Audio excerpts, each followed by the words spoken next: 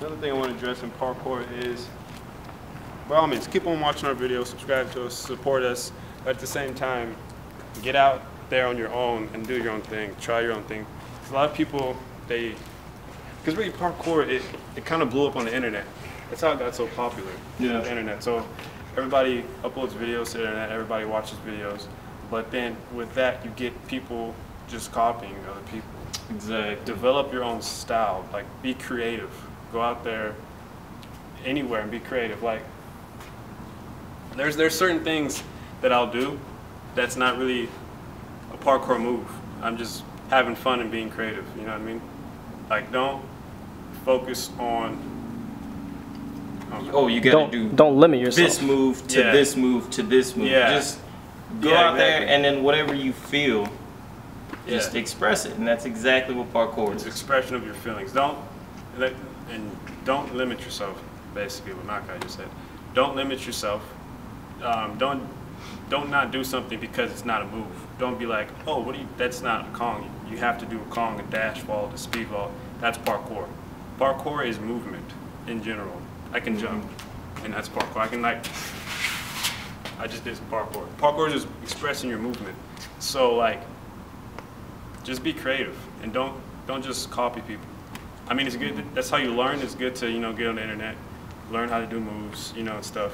But don't just like copy people. Don't see that. Like, I'm gonna do that. Maybe look at that and say I'm gonna integrate that into my style of parkour. You know what I mean? A cat vault is a basic technique or movement that tracers use to jump onto a wall. Basically, a cat is just hanging onto a wall. That's a cat. So you jump to a wall and you jump into that position to jump into a cat, but you're just hanging. But with jumping into it, really, you have to get the height of your foot on the wall right. Because if you jump and your foot is like too low, it's just gonna slide off. But if you jump on the wall and your foot is too high on the wall, you're just gonna bounce back and fall off the wall. So just spend time finding what's a good zone for your feet to be at. Rest of jumping to a cat. Pretty much like we said, just keep it safe and don't. You always want to push yourself, but don't do something. Do at a progressive state. At a progressive state, exactly. At a progressive state. Because really, like in parkour, you want to push yourself.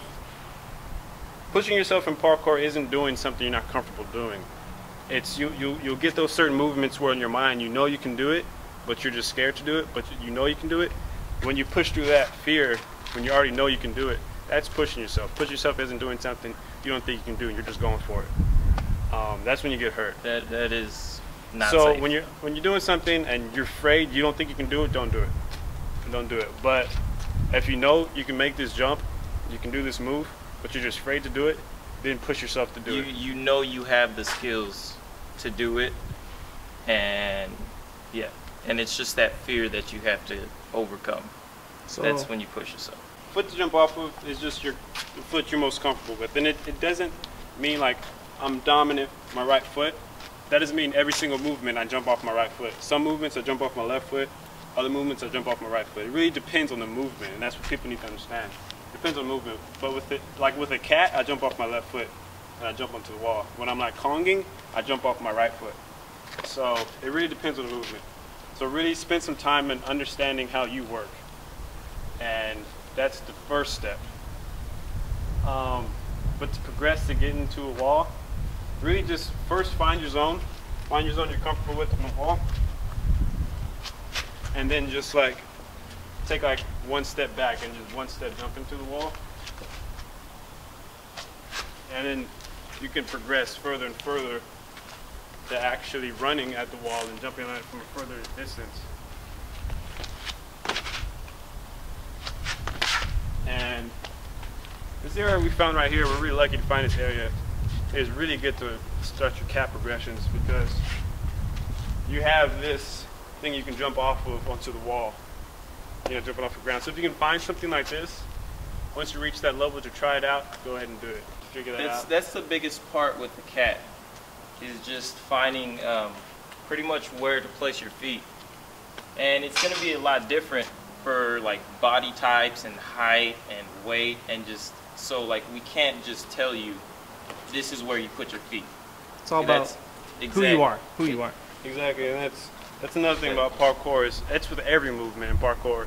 We can't. That's with every movement in parkour. We can't just tell you you need to do it this way, because this is how you everybody do it. does it differently, because we're all different body types. That's what I like about parkour. There's no textbook way to do anything. You can do it your way. Now, there is a wrong way to do stuff. I will say that. There is a wrong way to do stuff. But once you know how the right way to do it, then you can tweak it to your body type and how you feel comfortable doing a move. Another basic movement is a tack or a tic-tac, which is basically just a 1 foot wall, 1 foot wall run. And that's basically, you can use that as a progression to move up in your wall running ways. But basically, a tack is just, you just like pop off the wall with 1 foot. And that's really a good movement to learn how to get your foot placement, learn your angles, and how much speed you need to stick to the wall. So after you master the tack and you don't hear any slippage of your feet and you really stick to the wall, and then you can move on to bigger things. But that's really basic movement. And then you can tack onto stuff. Be next progressions.